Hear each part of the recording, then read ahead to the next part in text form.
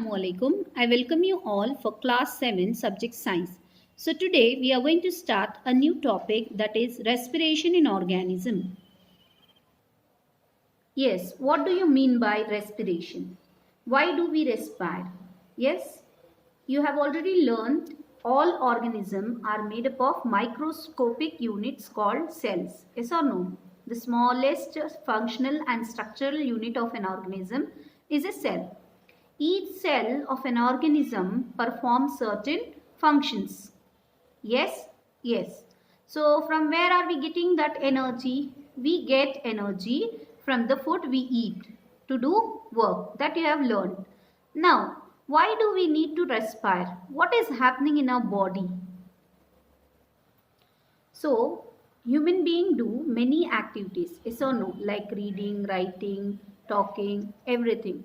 To do any activity, we need food, right? We need energy actually. So, from where we get energy? That is the food.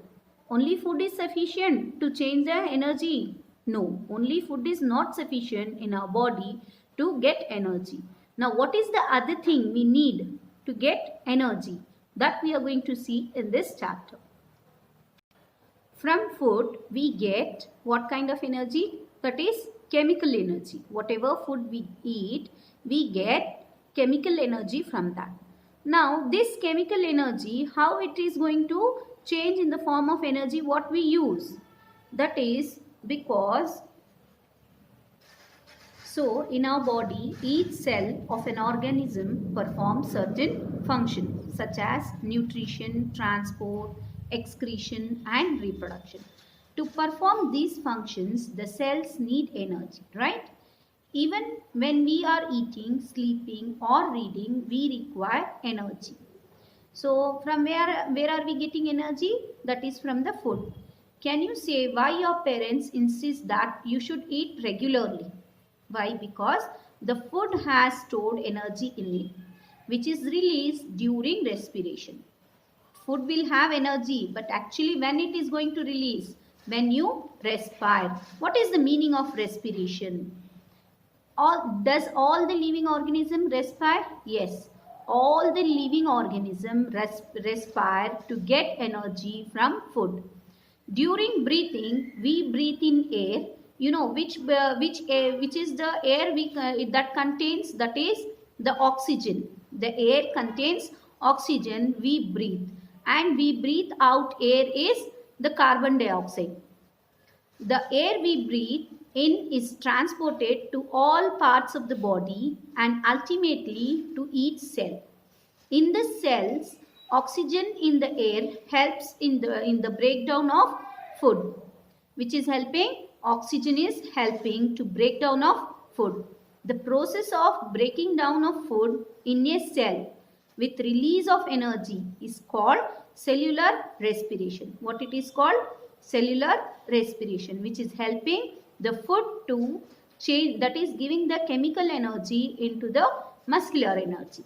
Cellular respiration takes place in the cells of all organisms.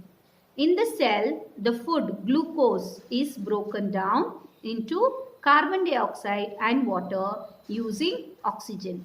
Without oxygen, it cannot be done. Okay. When you respire, the oxygen goes in your body and it breaks down the food in the form of carbon dioxide, water and energy.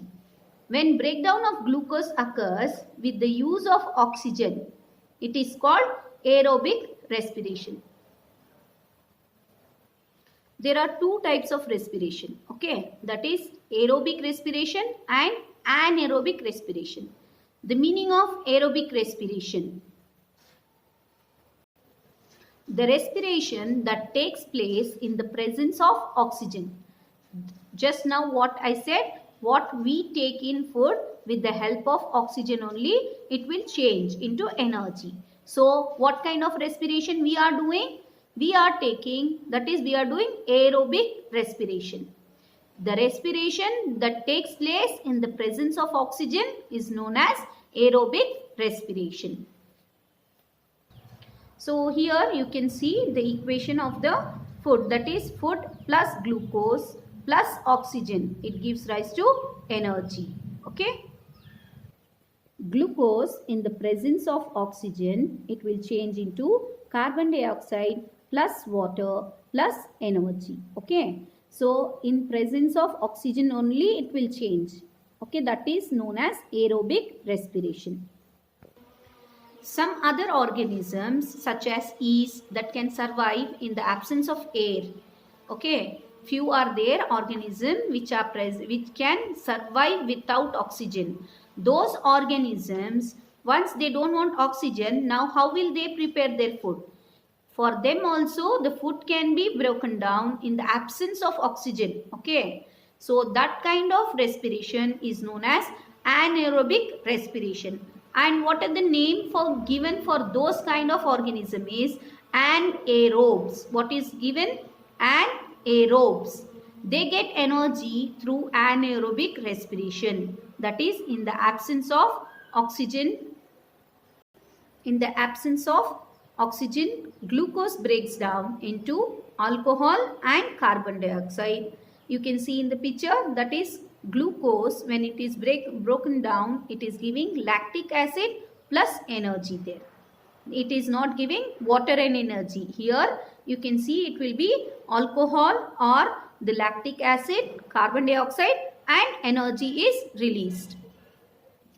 Yeast are the single cell organism. They respire anaerobically and during this process yield alcohol. They are therefore used to make wine and beer. You can see here the equation: glucose in the absence of oxygen give rise to alcohol, carbon dioxide and energy. Here what is giving? That is alcohol. In the aerobic it will be water. Water, carbon dioxide and energy in the aerobic respiration. In anaerobic respiration it is alcohol, carbon dioxide and energy. Our muscle cells can also respire anaerobically. Okay. But only for a short time. Even in our body anaerobic respiration is going on only in the muscles when there is a temporary deficiency of oxygen. Which is the temporary deficiency? For example, you are doing any exercise, running, cycling, walking, means where you are very fast in your work and you are not breathing properly and the oxygen level is less. The demand is more but it is going is less. In that case, the muscles automatically doing anaerobically respiration without the oxygen. But the supply of oxygen to produce the energy is limited. Then anaerobic respiration takes place in the muscle to fulfill the demand of energy. As you can see here, that is in the muscles, glucose in the absence of oxygen give rise to lactic acid plus energy. That is in our body itself. Anaerobic respiration goes on in the muscles, not in the cell. Clear? Have you ever wondered why you get muscle cramps after heavy exercise? The cramps occur when muscle cell respires anaerobically. Means when our muscle is respiring, we get the cramps. The partially breakdown of glucose produce lactic acid. The accumulation of lactic acid causes muscle cramps. Okay. Once that lactic acid is produced, that causes cramps in our muscles. We get relief from cramps after a hot water bath or a massage. Hot water bath or massage improves circulation of blood.